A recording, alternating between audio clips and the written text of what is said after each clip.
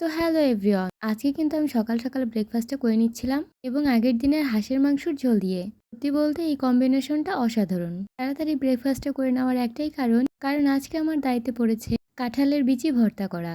আমি কিন্তু এখানে বেশ কিছু পরিমাণে কাঁচা রসুন এবং কাঁচা ঝাল নিয়ে নিয়েছি। হ্যাঁ, কাঁঠালের বিচিগুলো কিন্তু আগে থেকে সেদ্ধ করা।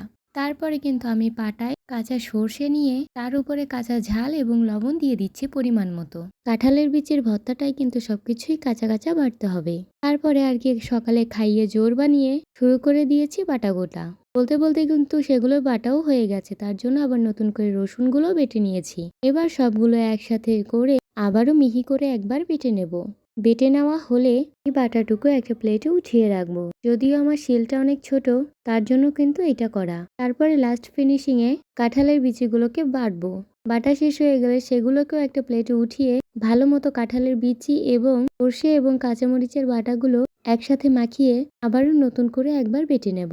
আর দেখো, অবশেষে কিন্তু আমার কাঁঠালের বিচি ভর্তা বানানো শেষ। তোমরা কি কখনো কাঁঠালের বিচি ভর্তা খেয়েছো? তা কিন্তু অবশ্যই কমেন্টে জানিও।